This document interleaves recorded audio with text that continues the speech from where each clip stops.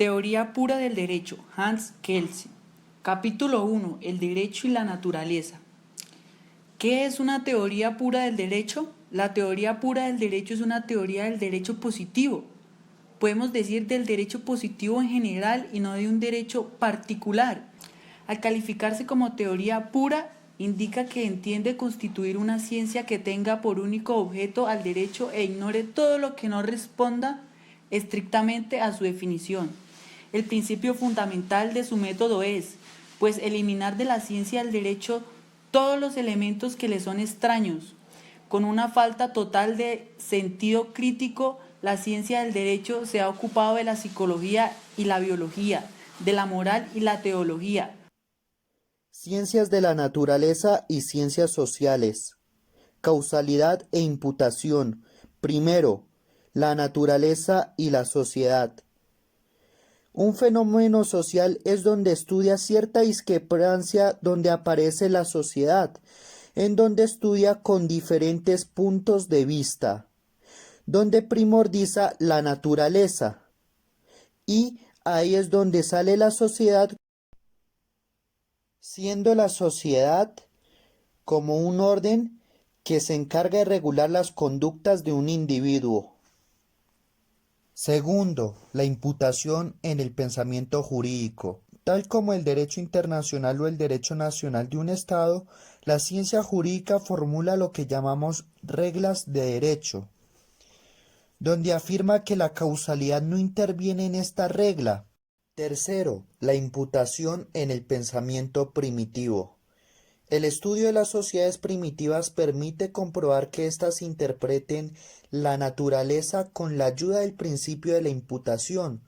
Cuando el primitivo interpreta los fenómenos que percibe por medio de sus sentidos, no recurre, según parece, al principio de causalidad, sino a las reglas aplicables a sus relaciones con los otros miembros del grupo social del cual forma parte. Cuarto, el animismo como interpretación social de la naturaleza. Por animismo se entiende la convicción del hombre primitivo de que las cosas tienen un alma y que éstas están animadas. Por consiguiente, el animismo es una interpretación de la naturaleza a la vez personal, social y normativa. Quinto, ciencias causales y ciencias normativas. El principio de causalidad ha sido también aplicado a las conductas humanas consideradas como hechos pertenecientes al orden causal de la naturaleza. De aquí la constitución de ciencias causales como la psicología, la etnología, la historia o la sociología, que buscan explicar las conductas humanas estableciendo relaciones de causa-efecto entre ellas. Sexto, leyes causales y leyes normativas. Tanto el principio de causalidad como el de imputación se presentan bajo la forma de juicios hipotéticos que establecen una relación entre una condición y una consecuencia. El principio de causalidad es la condición de una causa y su consecuencia es el efecto, además de que no interviene ningún acto humano ni sobrehumano. Séptimo, causalidad e imputación. La diferencia fundamental entre la causalidad y la imputación consiste, pues, en que la imputación tiene un punto final, mientras que la causalidad no la tiene. Dicho en otros términos, la naturaleza permanece al dominio de la necesidad, en tanto que la sociedad al de la libertad. Octavo, imputación y libertad. Se suele decir que el hombre o que su voluntad es libre, puesto que su conducta no está sometida a las leyes causales y en consecuencia por deducción que puede ser hecho responsable de sus actos, que puede ser recompensado, hacer penitencia o ser sancionado. ¿Qué sería la imputación? Noveno, aplicación de las normas sociales a hechos ajenos a la conducta humana. En las normas sociales nos explica que son las cuales se encargan de un acto prescrito, que están condicionados parcial o totalmente por hechos ajenos a la conducta humana. Así se prevén penas diferentes para el homicidio y para la tentativa de homicidio, pero la conducta del culpable puede ser la misma en los dos casos. 10. Normas categóricas. Nos hablan que estas normas son las que prohíben la mentira, el homicidio o el adulterio, que no pueden ser violadas o observadas sino en ciertas condiciones determinadas, importantes ya que hay circunstancias en las cuales está permitido mentir, matar o robar. Ciencias causales y ciencias normativas. El principio de causalidad ha sido también aplicado a las conductas humanas consideradas como hechos pertenecientes al orden causal de la naturaleza. De aquí la constitución de ciencias causales como la psicología, la etiología, la historia o la sociología, que buscan explicar las conductas humanas establecidas relacionadas de causa y efecto entre ellas. Otras ciencias sociales no aplican al principio de causalidad, sino a la imputación. Estudian las conductas humanas se desarrollan efectivamente en el orden causal de la naturaleza, sino en la relación con las normas que prescriben cómo deben desarrollarse.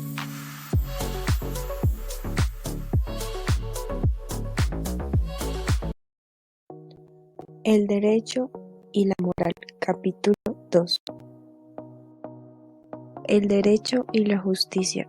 El derecho positivo y la moral son dos órdenes normativas distintas el uno del otro. Para que el contenido de una norma moral sea distinta de la norma jurídica, es necesario que sus contenidos no se confundan entre estas mismas. Existen otras normas que regulan el comportamiento de los hombres. Estas son las normas sociales.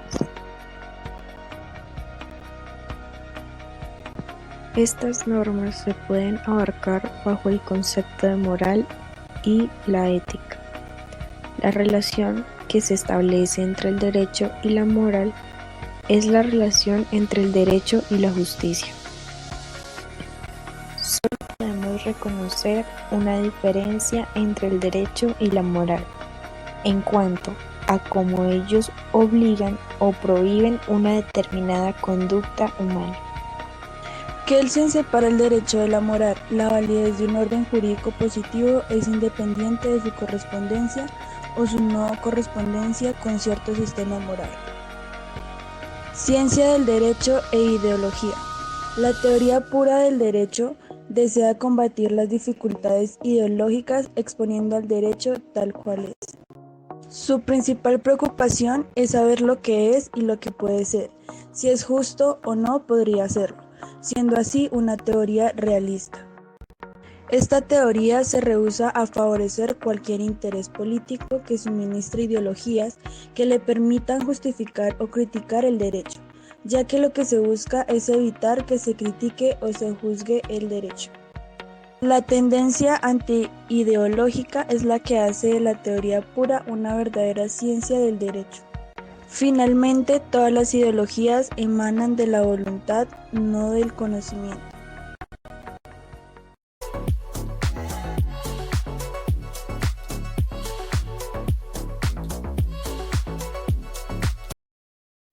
Se considera que la burguesía liberal en el siglo XIX se declara en contra de la metafísica y de la doctrina del derecho natural, teniendo una fuerte relación con el progreso en las ciencias experimentales y con el análisis crítico de la ideología religiosa. Pero la ciencia burguesa del derecho desatiende el derecho natural y se concentra en el positivismo. Se reconoce que en el derecho su contenido varía dependiendo de la época y que en el derecho positivo se condiciona al tiempo y el lugar. A pesar de que el derecho esté separado de la justicia, estos dos siempre van a estar ligados por pequeños lazos. Cree que en un orden estatal no puede ser dominado por el derecho sin que éste no haya tenido algún contacto con la idea de justicia. El carácter jurídico de un orden estatal es admitido, pero se considera que la teoría del mínimo moral es una manera exagerada de la doctrina del derecho natural, cuyo objetivo es la legitimización del derecho positivo. Gracias a esta teoría reinó el equilibrio social. El deber ser como categoría. Dice, al deber ser considerado como una idea trascendental.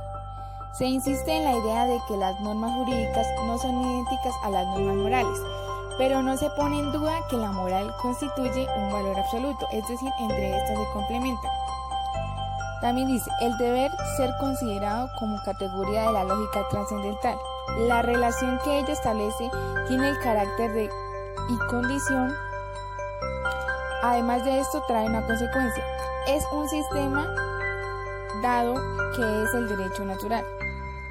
También dice, retorna al derecho natural y la metafísica. En todos los aspectos, la doctrina y el derecho natural es igual que la filosofía, retorno por completo y la metafísica precantina. El derecho como orden coactivo. La sanción. En una regla de derecho, la consecuencia imputada a la condición es un acto coactivo que consiste en la privación de bienes, tales como la vida, la libertad o cualquier otro valor tenga o no contenido económico. Este acto coactivo se llama sanción. El derecho es una técnica social. La técnica específica del derecho consiste en hacer seguir un acto de coacción visto como un mal a una conducta humana, considerada como socialmente nociva para mantener un orden social.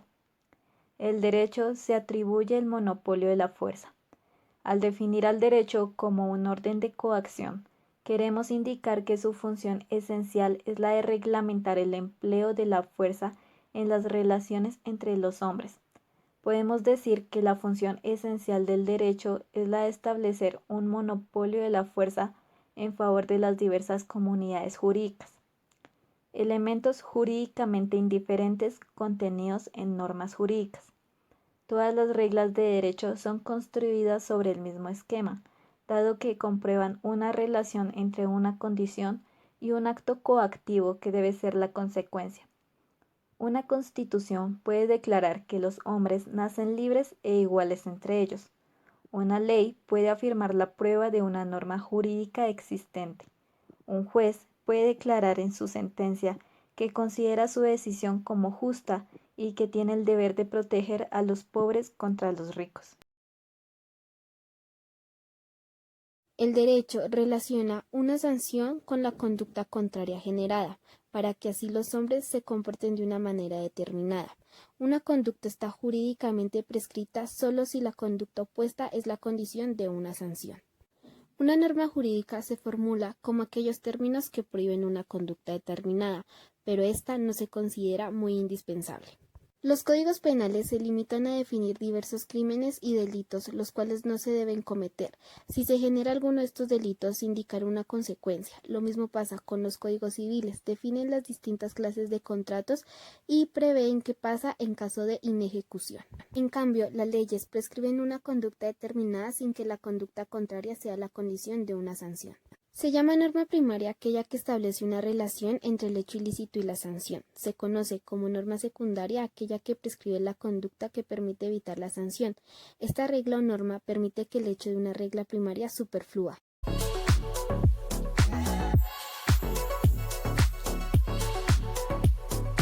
Obligación jurídica y obligación moral. Entre una obligación jurídica y una obligación moral hay la misma diferencia que entre derecho y moral. El orden social, es decir, la moral, está compuesta por normas que permiten una conducta determinada. La norma moral prescribe una conducta determinada. El que ataca la norma cumple una obligación moral y el que no la acata viola dicha obligación. Un individuo está jurídicamente obligado a ejecutar un contrato cuando el incumplimiento de este es una condición en un acto coactivo. El legislador omite a veces establecer un acto coactivo para sancionar la conducta contraria a la prescrita. El acto del legislador tiene subjetivamente el sentido de prescribir una conducta determinada. Este acto no es una norma jurídica. ¿Puede concebirse una obligación jurídica sin sanción? El derecho es también conocido como un orden coactivo, ya que la regla que plantea el derecho no permite una relación entre una condición y un acto coactivo. La sanción ya no se consideraría un componente indispensable del derecho y cualquier orden que venga de una autoridad establecida por la Constitución se le consideraría una norma jurídica. La conducta prescrita se conforma por una obligación jurídica sin cuestionarse la existencia de una norma complementaria, la cual establece una sanción por si se llega a presentar una conducta opuesta.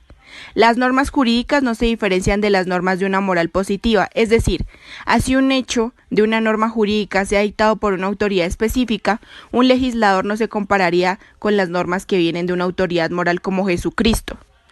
Una ciencia del derecho que planteara la norma fundamental no podría incluir en ella la noción de un acto coactivo, ya que éste fallaría, pues su objetivo es resaltar las diferencias entre el derecho y los órdenes sociales.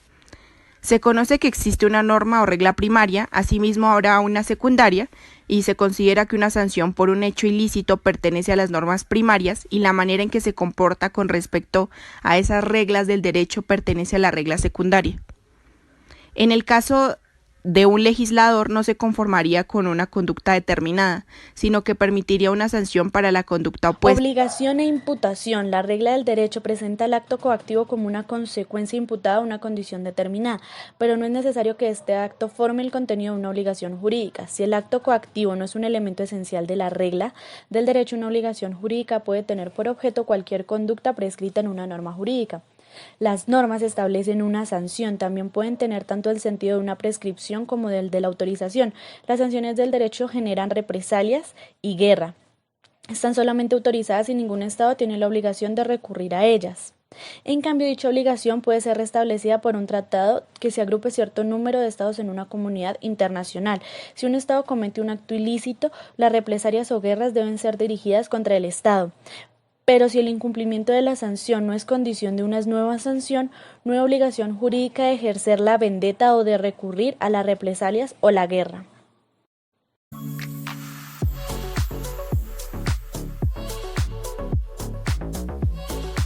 Capítulo 5. El hecho ilícito.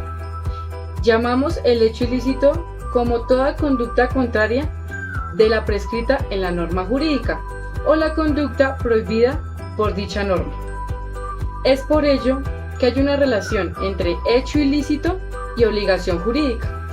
No hay obligación jurídica de conducirse de una manera determinada, sino en el caso de que una norma jurídica establezca un acto coactivo para sancionar la conducta contraria. El hecho ilícito es lo opuesto a una conducta obligatoria y hay una obligación jurídica de abstenerse de todo acto ilícito. La existencia misma del derecho es su validez, que se afirma frente al hecho ilícito por la reacción del orden jurídico en forma de una sanción.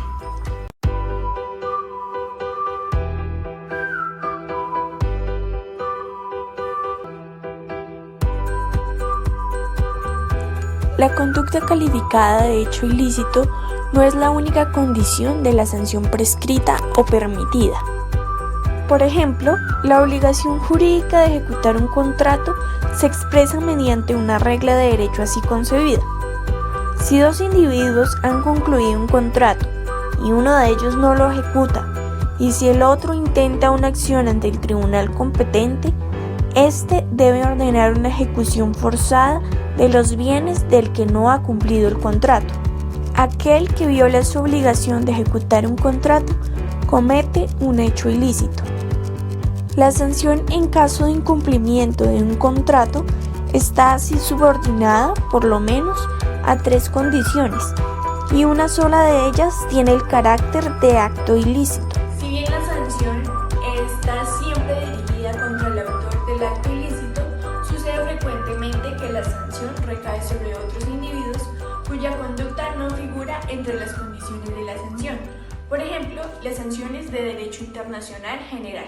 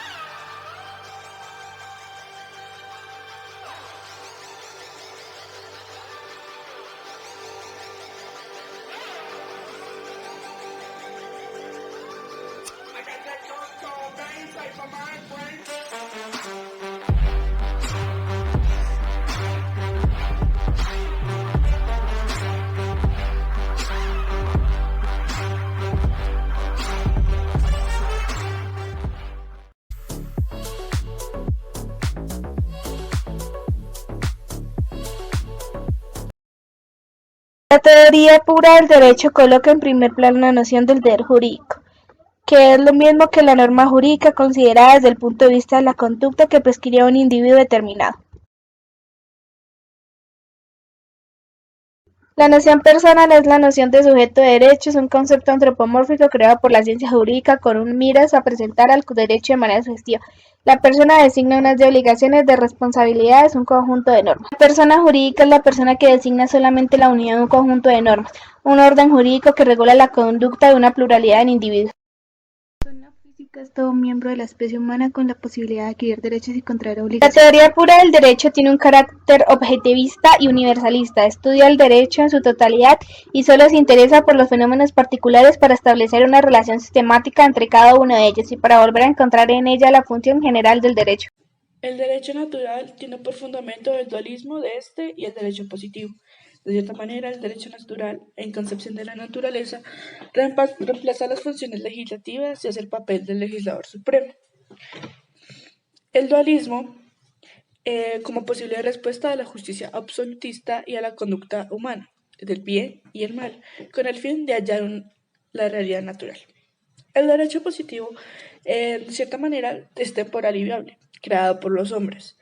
En ella posee que la ley natural se encuentra perfectamente adecuada a la naturaleza del hombre, no se halla, sin embargo, complementadamente conformada a la condición del hombre que vive aquí y ahora, pero eso debe ser determinada por lo justo o lo legal, positivo, porque la ley natural se refiere tan solo a los contornos de acción, no a sus particulares. En otros conceptos tenemos a derecho objetivo y subjetivo. En el derecho objetivo tenemos como norma y el derecho subjetivo a facultad. Siguiendo los postulados de este autor positivista como Kelsen, el derecho subjetivo antropomorfiza el derecho objetivo, debido a que la norma jurídica se duplica, dándole aspecto de persona humana. Un ejemplo claro para dicha acción se presenta en la interpretación que se hace al derecho de propiedad, pues se atiende a las potestades del propietario de un bien. Él usa, goza y dispone de este. En este caso se hace referencia a la norma misma, pero desde el punto de vista de las personas que se benefician con lo que la norma ha dispuesto, por tanto ese derecho subjetivo no es más que una consecuencia normativa, y no es según Kelsen. En conclusión, el derecho objetivo se subsume al derecho subjetivo, por no ser más que una consecuencia de este.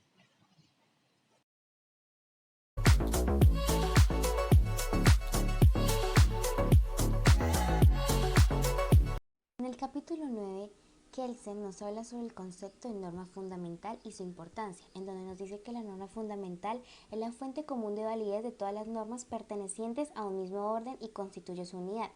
La importancia de esta norma es que la norma fundamental de un orden jurídico es la regla principal según la cual son creadas las normas jurídicas. De ella deriva el principio mismo de su creación. Un ejemplo es la constitución política de un país.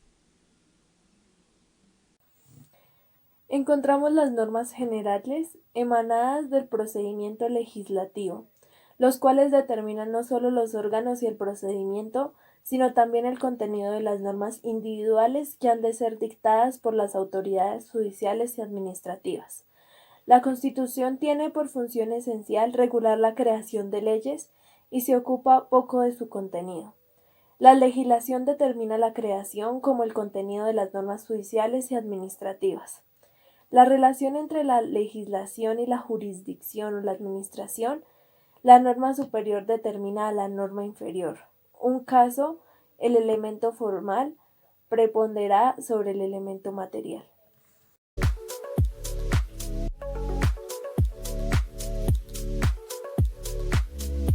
Teoría pura del derecho, capítulo 10. Este capítulo comienza con la razón de ser y objeto de la interpretación. Acá nos dicen que la estructura jerárquica del orden jurídico tiene consecuencias muy importantes para el problema de la interpretación. En el caso normal, el de la interpretación de una ley, se trata de saber cómo el órgano judicial o administrativo obtiene la norma individual que le incumbe establecer. Hay también unas normas individuales, sentencias, órdenes administrativas, actos jurídicos, etc. Toda norma debe ser interpretada para su aplicación. debe tener una determinación parcial de la norma inferior por la norma superior. La primera regula el acto por el cual la segunda es creada. La norma superior puede también determinar el contenido de la inferior. Cuando el órgano A ordena al órgano B proceder a la detención de un malhechor, el órgano B debe decir cuándo y cómo ejecutará esta orden, y sus decisiones dependerán de circunstancias que el órgano ha previsto. La norma es un marco abierto a varias posibilidades. La norma superior es un marco abierto a varias posibilidades y todo acto de aplicación es conforme a la norma si no sale de este marco y en cambio lo llena de alguna de las maneras posibles. Los métodos de interpretación. Todos los métodos de interpretación que han sido propuestos solo conducen a una solución posible y no a una solución que sea la única correcta. Las reglas corrientes de interpretación que prescriben recurrir a la analogía y al argumento están faltantes de valor, pues conducen a resultados opuestos y ningún criterio puede decidir cuándo debe darse preferencia una a otra. La interpretación es un acto de conocimiento o de voluntad. La teoría tradicional de la interpretación parte de la idea de que basta cierto conocimiento del derecho existente para determinar los elementos que faltan en la norma cuando se trata de aplicarla. El jurista que describe el derecho no es una autoridad jurídica. Su tarea consiste en conocer el derecho. No le corresponde crearlo ni aplicarlo, por un acto de voluntad. La ilusoria seguridad jurídica. Cuando el sentido de una norma es dudoso, según la teoría tradicional, existe una sola interpretación correcta y un método científico. El derecho sería así un orden fijo que determinaría de manera inequívoca la conducta de los hombres y en particular la de los tribunales y la de otros órganos encargados de aplicarlo, y esto garantizaría una seguridad jurídica. Las lagunas lógicas. Se hace referencia a la imposibilidad de aplicar el derecho vigente en un caso concreto porque ninguna norma jurídica indica la conducta debida. Tales lagunas no existen. Hay litigio cuando una de las partes pretende tener un derecho que la otra cuestiona o exactamente cuando la otra parte cuestiona tener la obligación correspondiente a este derecho. El órgano encargado de resolver el litigio debe determinar si el derecho vigente impone o no dicha obligación a la parte que la cuestiona. El derecho debe ser aplicado aun si es juzgado malo. Por otra parte, lo que uno considera malo, otro puede considerarlo excelente. En razón misma de la naturaleza de una laguna tal, es evidente la imposibilidad de llenarla por vía de la interpretación. Las lagunas técnicas. Se presenta cuando el legislador ha omitido dictar una norma indispensable para la aplicación técnica de la ley y tal laguna podría ser llenada por vía de interpretación. Cuando una norma está desprovista de sentido, de ninguna manera la interpretación puede encontrárselo, puesto que únicamente puede extraer de una norma lo que en ella ya está contenido. Las lagunas admitidas por el legislador. Aunque no haya lagunas en el derecho, el legislador orientado por una teoría errónea puede admitir la existencia de verdaderas lagunas lógicas, pero estas lagunas no tienen quizá el sentido que el legislador les atribuye. Un buen legislador no puede renunciar a los medios que permitan en ciertas circunstancias corregir los efectos de una ley. La teoría de la laguna tiene un carácter ideológico muy acentuado, así cuando un criterio del juez. La aplicación de la ley resulta inoportuna por razones de política jurídica y esta teoría pretende que es lógicamente imposible aplicarla.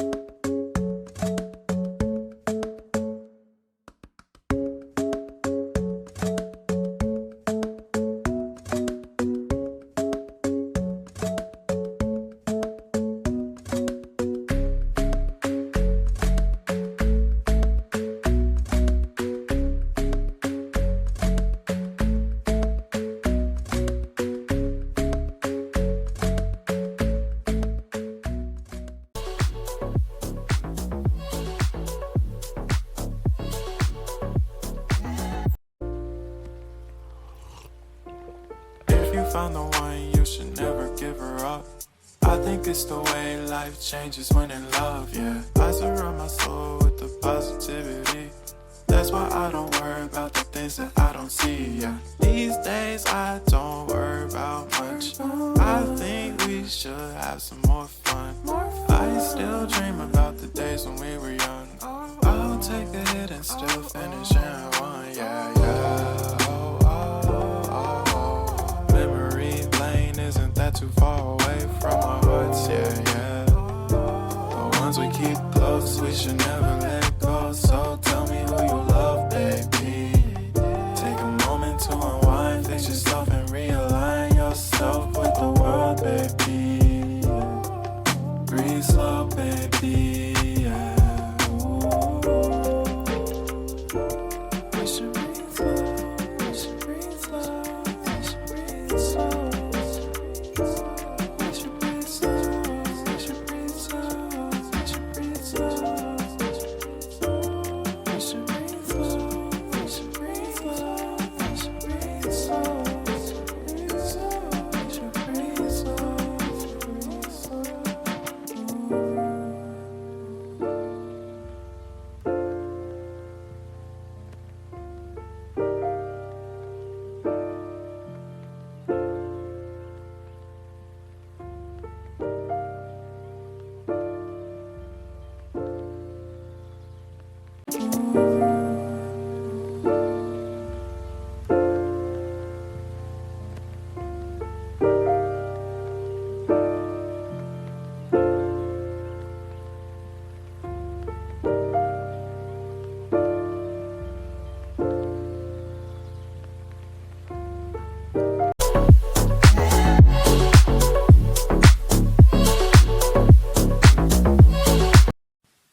Capítulo 13.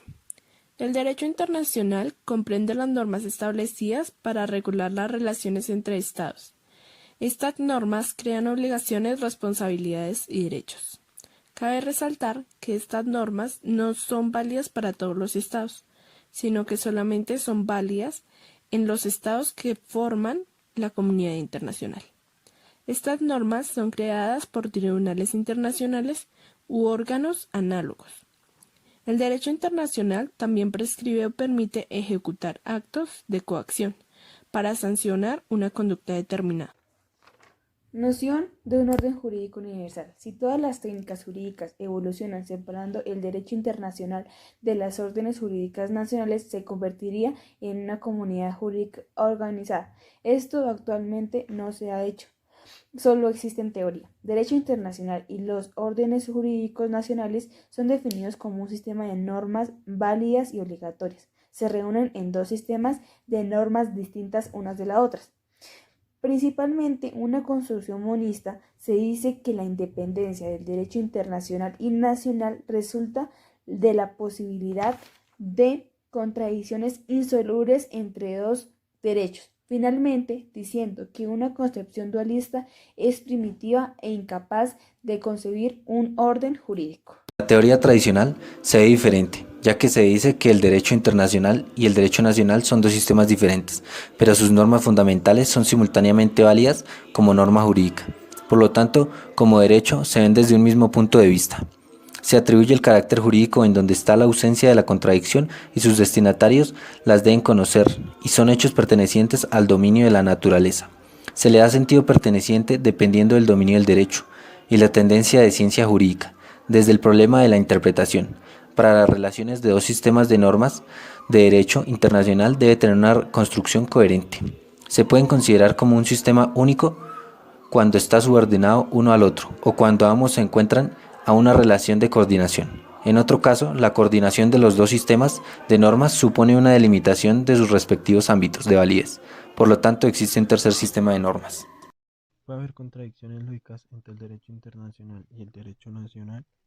Si suponemos que el derecho internacional es válido para un Estado solo en caso de haber sido reconocido por él mismo, no puede mantenerse la principal objeción hecha a una concepción monista de las relaciones entre el derecho internacional y el derecho nacional, a saber que pueden existir contradicciones insolubles entre estos dos derechos, las pueden haber. Las contradicciones que se creen ver en el derecho internacional y el derecho nacional no son de ninguna manera contradicciones lógicas, sino casos especiales de la oposición que puede existir entre una norma superior y una norma inferior. Así, cuando la ley de un Estado está en desacuerdo con un tratado concluido por este Estado, ello no afecta la validez de la ley ni la del tratado. Si se funda el sistema jurídico universal sobre la primacía de un derecho nacional, tenemos tres grupos de normas: las creadas por los órganos de Estado, consideradas como base de la Constitución, derecho nacional en el sentido estricto de la palabra, las de derecho internacional y las de los otros derechos nacionales. En este sentido estricto del término, reconocemos al Estado, pero únicamente un derecho nacional en el que, en el sentido estricto del vocablo, es bastante centralizado para responder a la definición de Estado. La teoría pura del derecho y el desarrollo del derecho internacional. La eliminación del dogma de la soberanía principal, instrumento de ideología imperialista dirigida en contra del derecho internacional. Este es uno de los resultados más importantes de la teoría pura del derecho.